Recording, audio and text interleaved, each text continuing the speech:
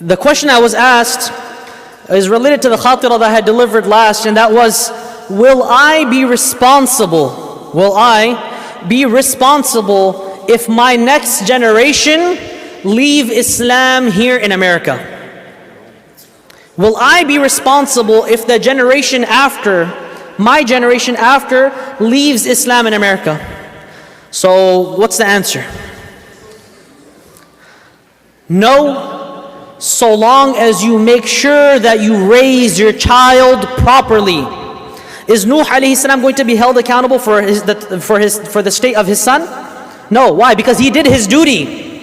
Okay? So Allah subhanahu wa ta'ala draws examples all throughout the Quran for us to, of course, learn from. So long as you raise your child in a righteous environment, you make them involved in the masjid, you put them in a good environment, and you yourself are practicing what you preach, then you will not be held responsible on the Day of Judgment. You know, last time I spoke about the influence of the broader society and community. And we spoke about going to malls and beaches and all of the different things that we expose sometimes ourselves to and our children to. But beyond the exposure of our children and ourselves to broader society that impacts our akhlaq, that impacts our character, one important aspect is a person's upbringing in their family. And this is one we tend to forget. And just as we spoke about before, the general rule is that someone who is raised up in a righteous family, not just righteous in outward practicing, meaning the father has a beard, but then he curses the mother and abuses, astaghfirullah al-azim. This is just outward appearance. I'm talking about someone who outwardly is apparently a Muslim, fasts, prays, does all of this, and inwardly his character and what he shows in his family and what he shows to his people is a representative of the Sahaba radiallahu anhum ajma'in and the Prophet sallallahu alayhi wa sallam. And so a child that grows up seeing the father respecting the mother, loving and respecting the mother respecting and honoring the father.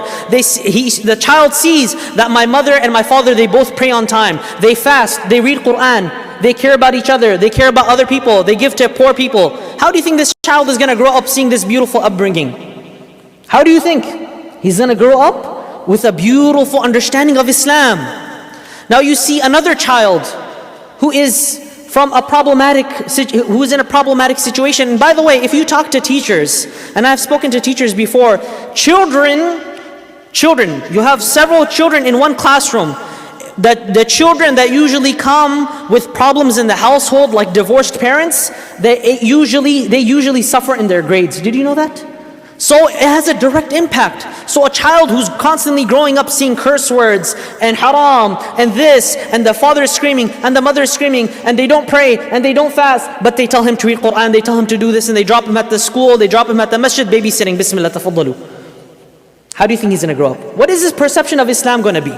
So we have to realize that us as individuals, broader society we spoke about, but even us as individuals, how we are in our own families directly influences our own akhlaq and the akhlaq of our children. And of course, especially the mother. You know, the mother in the early stages, especially children in their early stages, when they're very young, they're like sponges. Their understanding going forward and all of the things that they know will be based on what they have experienced in a young age. So if they experience love and care and this, that, they're going to assume that all people are kind, all people are loving, that there is genuinely goodness in mankind. But if they experience the opposite, then you will see that those kids usually end up being rebellious as they grow older, because that is their perception of other humans.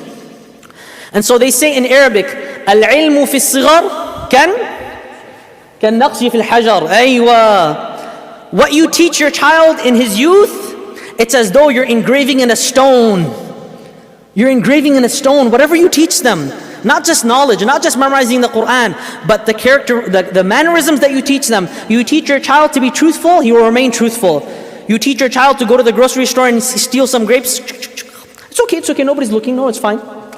This child, when he grows up, mashallah, he's going to be eating grapes all the time when he goes to the grocery store. Kroger, mashallah, they're going to look at the camera system, this kid, mashallah, he's causing some problems.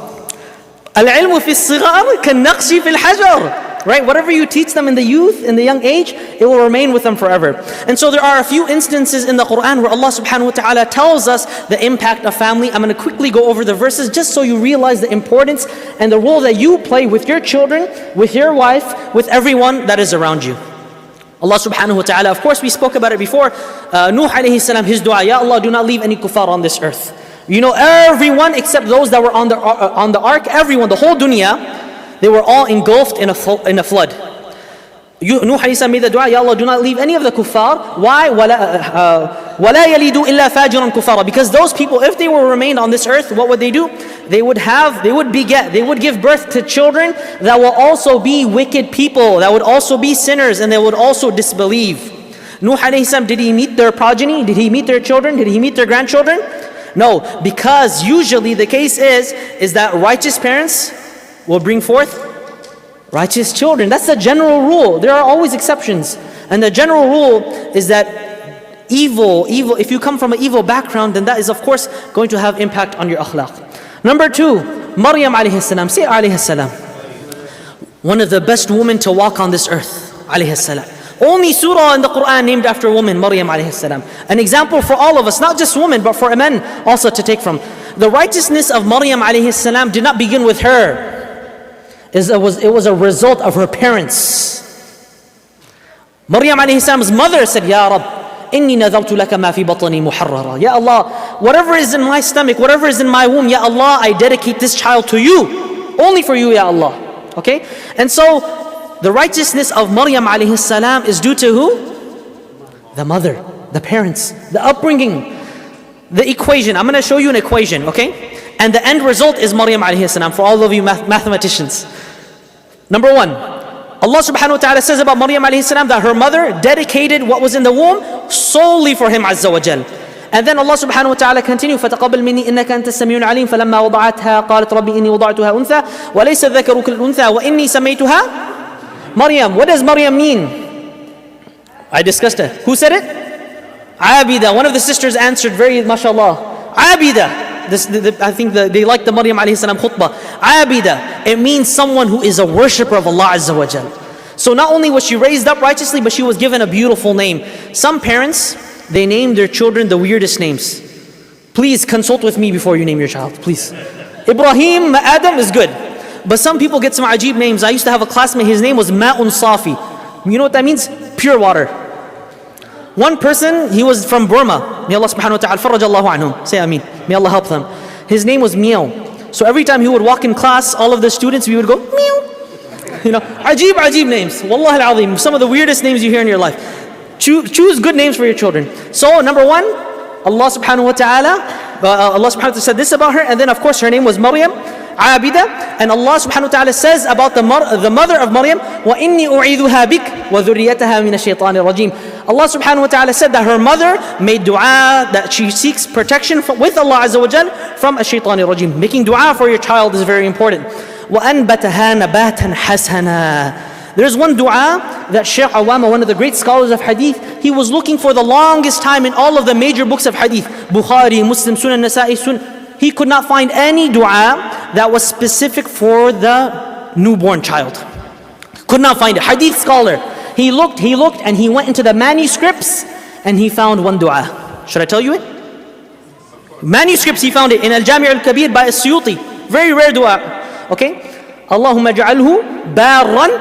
Say it with me. Allahumma ja'alhu barran taqiyan rashidan wa anbithu fil islami nabatan hasana. This dua is from this ayah of the Quran. You won't find this dua anywhere, okay? Because it's rarely found, and the manuscripts now it's been spread. Al-Muhim, Maryam alayhi salam was described what she was. You know, she was just like as a plant. You know, when a person plants, they make sure that the soil is, of course, fertile. And then they make sure sunlight is reaching it. And then they water it. And they do this and they do that. There's a whole process. Similarly, your children, your kind words, you're taking care of them, you're feeding them, knowing what you're doing. All of this is from وَأَنْبَتَهَا نَبَاتًا حَسَنًا. And the last thing, وَكَفَّلَهَا زَكَرِيَّا. Who looked after her? A righteous prophet of Allah Azza wa Jalla alayhi salam. All of this led to Maryam alayhi salam. Similarly, our children, we want them to become exemplary people. Do what Allah subhanahu wa ta'ala said that people did before her parents and Zakaria alayhi salam, for Maryam alayhi salam. Again, your impact in your role is huge when it comes to your children and yourselves and your family. Number 3, Allah subhanahu wa ta'ala says, إِنَّ اللَّهَ اصْطَفَى آدَمَ وَنُوحًا وَآلَ إِبْرَاهِيمَ وَآلَ عِمْرَانَ عَلَى الْعَالَمِينَ. Allah subhanahu wa ta'ala, He said that He gave these people a status over all of mankind. Adam, Nuh, the family of Ibrahim, the family of Imran. And then He said, ذُرِّيَّةً بَعْضُهَا مِنْ بَعْضٍ. Allah subhanahu wa ta'ala, He says, a progeny, some of whom resemble others of themselves in faith. What you take from your father, what you take from your siblings, what you take from your uncle, all of this has a huge impact on the child. Another verse, Allah subhanahu wa ta'ala says about Maryam alayhi salam, when she brought the child, Isa alayhi salam, before he spoke in the cradle, what did they say to her? Ya ukhta Harun, ma kana abuki imra'a saw, wa ma kanat ummuki baghiya. Oh sister of Harun, this is not the Prophet Harun, different Harun. Your father was not an indecent man, nor was your mother unchaste. Your father was not indecent. Your father was a good man. How could you?